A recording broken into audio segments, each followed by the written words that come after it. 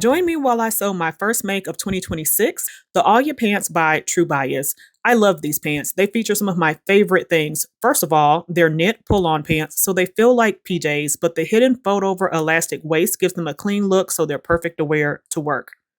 The True Bias have a high waist, which is my favorite rise, and they have wide legs, which I find a little bit easier for fitting. Sitka Fabrics was kind enough to gift me with this stretch corduroy, which has almost the perfect amount of stretch for the Ayla pants.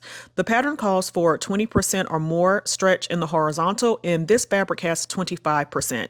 It's made with 98% sustainable Better Cotton Initiative cotton and has just 2% of spandex for that perfect amount of stretch. I chose the nutmeg color, which I just think is very rich and gorgeous, and the fine wale, which just means the ribs are so small it almost feels like a velvet or velour at 21 wells per inch. The True Bias Ayla pant is a great pant for beginners. There are only two pattern pieces. You have a front and a back. So you have two fronts and two backs. There's only 4 pieces in total to make view A of the Ayla pant. You can easily tell the front from the back because the crotch of the front has a single notch and the crotch of the back has a double notch. But if you just want to make sure that you keep the pieces separate, you can always take your marker, whatever type of marker that you're using for your project, and you can write a S or a B on the front or the back to know which is which. So I just like to come over here, and you might not be able to see it on camera with my white pencil, and I just write an F for front on both pieces. This one I'm going to have to draw upside down, but that's fine. So this way I know this is the front for sure, and that's just something I like to do in case I start to mix up the pieces later. So basically we're just going to start constructing. There's so few steps for this. First we are going to take a back and a front and attach them right side spacing. So your corduroy pieces together at the inseam, the inside leg. So you're going to pin together at the crotch, and then you're going to pin all along the leg, making sure that you're matching up your notches when you do so. I'm going to put these other 2 pieces aside so we can go ahead and get this pinned. Now that we have the inseam pinned, we are going to repeat that for the other leg and then take it over to the sewing machine.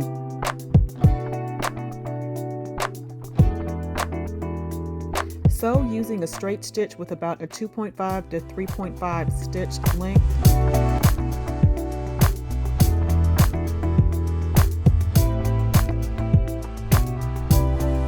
And then I'm choosing to serge my raw edges at the seam allowance. All right, now we have sewn the inner leg of both pant legs. We are going to put one pant leg to the side, and I'm going to open this one up so you can see with the fabric facing right side up that we have a crotch here. So we have 2 of these. We have one, we have the other. This with the higher rise is the back, and this with the lower rise is the front. As you can see, the front that I did there, you're also going to have a single notch on the front and a double notch on the back. So our next step is simply going to be attaching both legs right side spacing. So this piece, we're going to put the right side or the outside down, and we're just going to lay these on top of each other. Here, you're going to want to make sure to match the seam here at the center of the crotch, as well as the top edges, and then you will match the double notch of the back leg to the other double notch and the single notch of the front leg to the other single notch. That's where I will start pinning. Double notch, single notch. I should have pressed this, but this is corduroy and I didn't have my cloth here, but you can sort of hand press this seam to the back, match up both of those seams of the central crotch and place a pin there. And then we can go ahead and fill in pins anywhere we need. So I always like to do one at the top of a stitch. We'll do that one here. We'll do another one sort of in between. And then we're just going to go ahead and go all the way around and continue to place pins.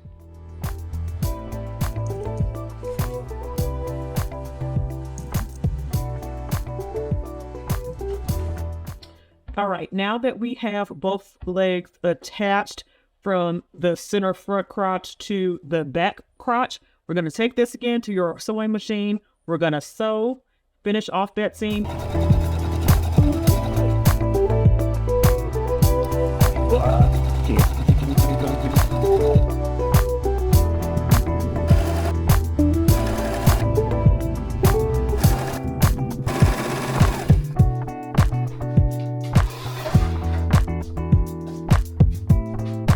Now that we have this crotch seam finished, we have the front on one side, the back on the other side, and we are just going to take the front and match it to the back. And then the same thing with the other two sides. You have two pants legs here. We're almost done. It's literally that simple. All we're going to do from here is sort of flip this out again. I just wanted to show you how it starts to look like pants. But whenever we sew, remember, we have to do right side spacing. So right now, the wrong sides are facing, the inside is facing like when you'll actually wear it. But to sew it, we need to put the wrong sides together. So we are going to flip all of this so that the two corduroy sides are meeting. We're going to do the same thing that we've been doing throughout this process, which is matching our notches. So we have the single leg of the front or the back here, and the single leg of the front or the back there. We are going to, the single knot, sorry. We are going to pin that knot. We'll pin at the top. Now this is a little off on mine, so I'm just going to ease it in a bit when I get over to my machine.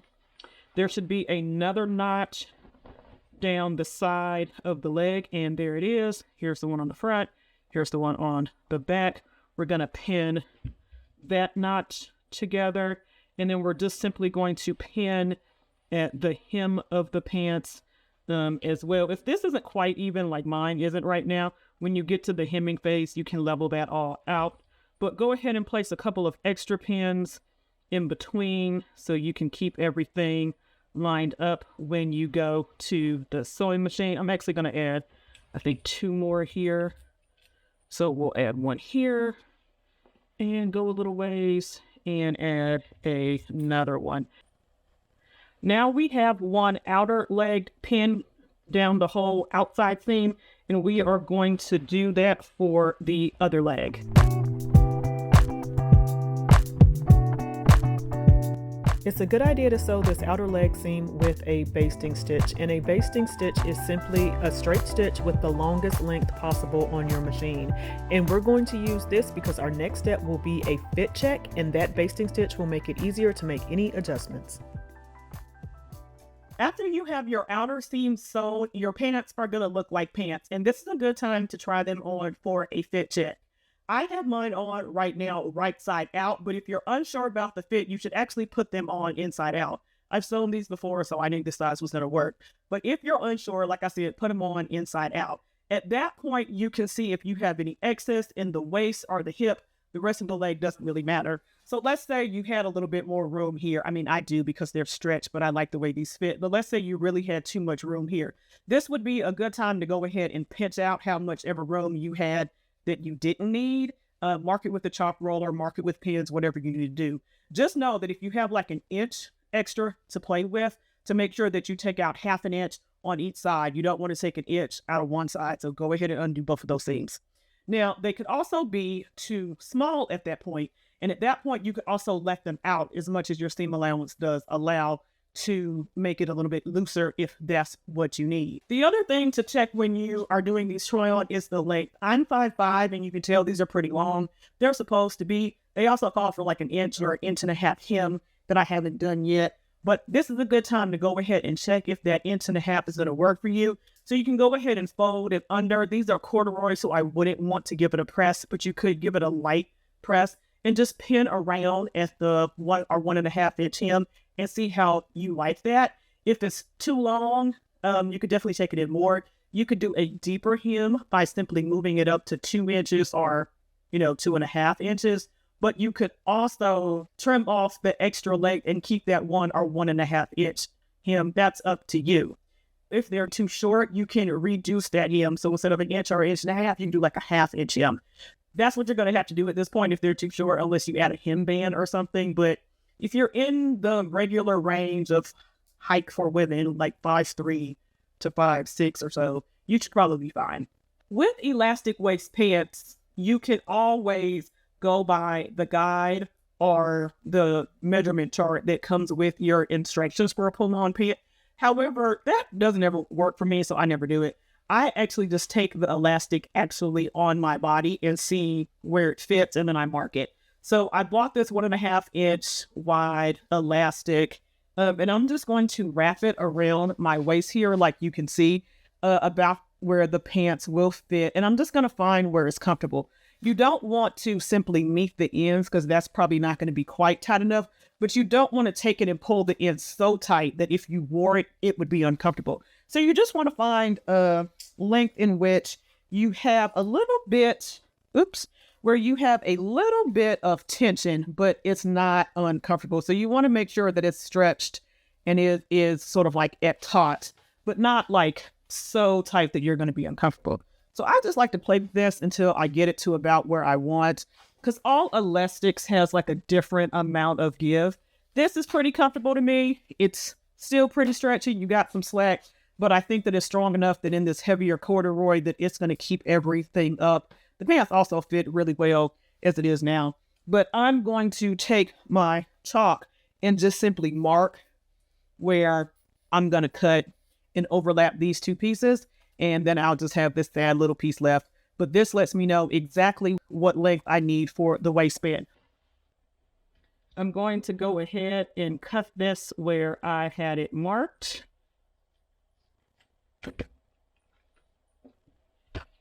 You're going to create a loop however you typically do. This is pretty thin elastic, so I'm actually just going to zigzag right over it on my machine.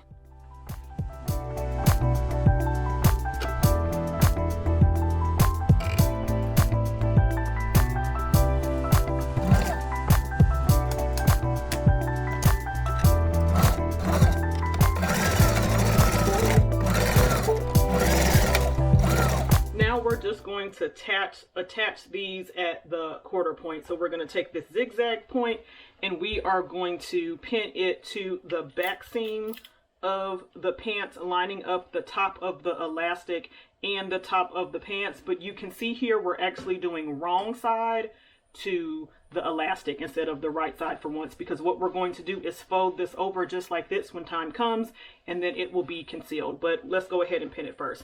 So I've attached the center front. We're going to make sure that this elastic isn't twisted, and we're going to take the center back piece and the center front piece, pin it to the center front, and then do the same thing with your quarter points on the sides.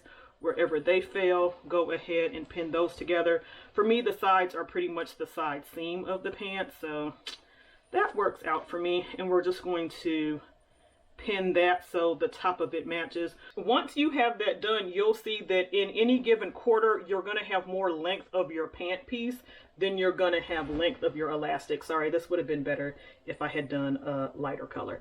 But so what you're going to do is stretch the elastic so that it is the same length as your pant here. And then you're just going to go ahead and pin, and you're going to do this all around for all 4 quadrants. I'm just going to go ahead and add 2 pins to each one.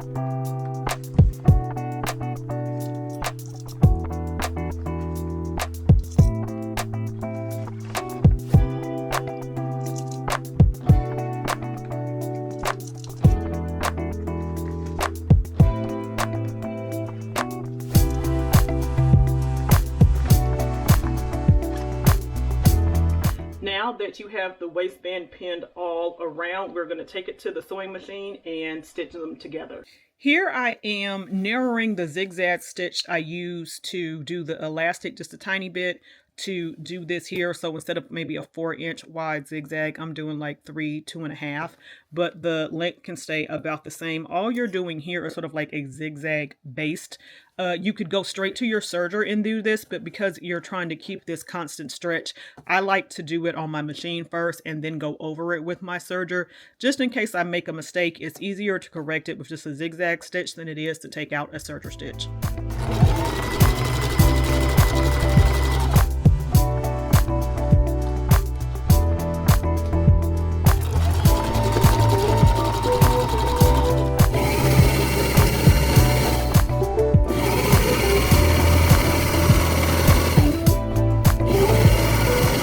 Right now is a good time to go ahead and add your label if you have one, because to finish off this waistband, we are going to be folding it in half like this and then finishing it off. So I want mine to go sort of right here. So I'm just going to go ahead and pin my label here and go ahead and stitch that down before I finally do the final stitching to the waistband.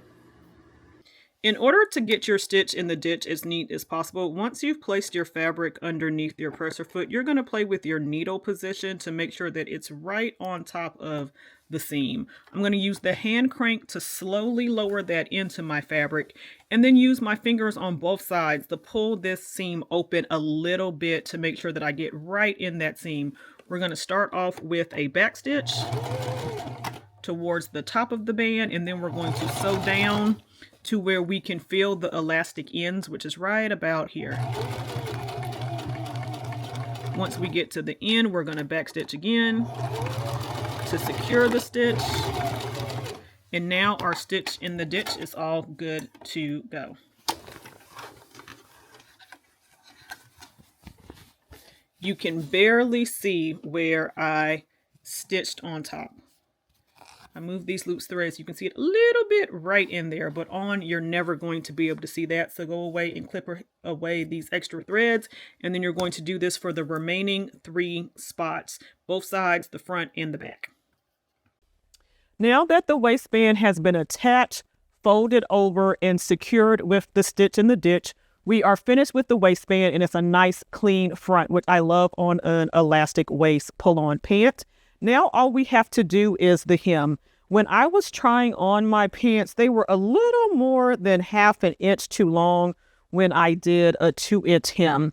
So I'm going to go ahead and trim about 3/4 of an inch off these pants. Now for this, I'm just going to line it on my mat like you see I'm doing here.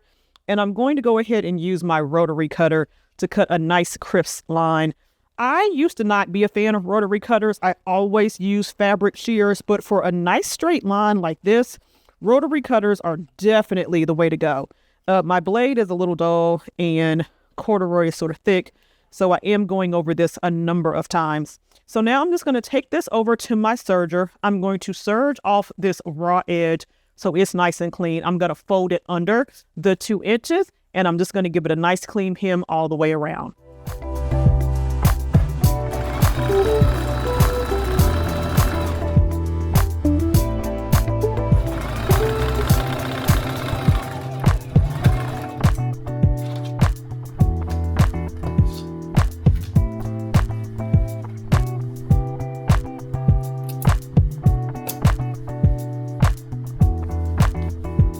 It is time for the pattern review because we are done. I have hemmed and completed this pair of pants.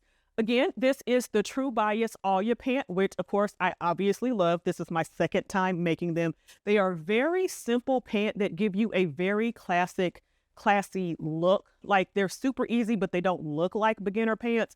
And that's my favorite thing about them. That's mostly because although they are pull-on pants, they have this flat elastic waistband instead of like an elastic casing with elastic through it that always ends up with like the bunched up waistband, which those aren't bad. I have plenty of pants that do that too, but there's something about like the flat elastic, this concealed elastic that I really like. Now these are high-waisted. I did add that extra inch in the beginning, but know that I am working off of the tester pattern. So they raised them a ½ inch before they released them. So if you want this rise, you only need to add ½ an inch. If you don't like them super high-waisted or you don't have like a long torso or whatever, I think the ½ an inch just works perfectly fine. I just like really high-waisted pants. Like they could be higher as far as I'm concerned. But anyway, so these fit well. As you can tell, they have like a wide leg as promised. I did take off about 3/4 of an inch of the hem because I wanted to fold it under 2 inches for a 2-inch hem. And this fits great. I do want to be able to wear these with flats or sort of like barely there boots, you know, like a stacked boot. So I didn't want them too long, which is why I went ahead and trimmed off that excess. And a 2-inch hem I just like. It's weighty enough that it has some substantialness, but it's not super thick. Like I could have just done a 3-inch hem, but I think this actually works quite nicely. The only thing that I would say that may be missing from this pattern is pockets. Pockets would be great. I understand why they didn't add them. I think that you could. I think that you would have to use lining fabric instead of self fabric. But the way that these are just sort of tight here in the hips, you'd always have to worry about that pocket stretching open. And so that's why they didn't put them in there. Now, if you really wanted to be fancy, you could create like a jean pocket and do a back pocket here, and that would be absolutely fine. That would work really well. But you can't beat a pull-on pant to me, especially with a nice wide leg that looks this elevated, especially depending on the fabric. I've done them previously in a ponte, but I think this corduroy really takes it to a whole new level. So now let's talk about this corduroy. I got this from Sitka Fabrics. It was gifted to me, but y'all know I'm honest. This is great. I love a corduroy anyway, and this does have stretch in the horizontal, not the vertical, but that's exactly what you need for this pattern. So I knew these would be nice and comfy because they're going to stretch with me. I also absolutely love this color. It's called Nutmeg, and it's brown, but it has like that reddish, earthy undertone, which I think looks really great. I have enough fabric left over to make a jacket. And with that, I'm going to be doing McCall's, I think it's 8011. So stay tuned for that. Be sure to like and subscribe so you'll see when I post that video. But I knew the pants were simple, so I wanted to do them first. This corduroy is so nice and smooth. You just want to rub it. You know, when you wear a corduroy or velvet, I feel like you just want to rub yourself all day. And that's how I feel about these. I probably shouldn't, but they just feel so luxurious. So I cannot wait to make a coat because I think that I could wear the two pieces together, sort of like a set. But I also think that I could wear them each independently because they're just sort of staple pieces on their own. This is definitely going to be a work pant in high rotation for me because now that I have to go into the office, like hybrid schedule, I like looking pulled together, but I also want to be comfy because at home I can just work in my pajamas and I want to feel like I'm in my pajamas when I'm in the office. And that's exactly what these pants give me. So, of course, I would give the pattern a 5. You hear how I've been raving about it. I would also give this fabric a 5. So, all in all, I have nothing but positive things to say about both the fabric and the pattern. If you are new to making pants, I think that this would be a great pant to start with. It's a pull-on. You don't have to worry about a zipper. You don't have to worry about a button. And you're using a stretch fabric, but you're using a stable stretch fabric. Something like a stretch denim, a stretch corduroy, a ponte, some type of thicker, more stable double knit. And those type of knits are really easy to work with, even if you are a newbie. So if you've been wanting to make pants and have been really nervous, rewatch this video and make these pants. I promise you, you're gonna love them. Until next time, when I bring you that matching jacket, happy sewing. Please like, share, and subscribe. Thanks for watching and happy sewing.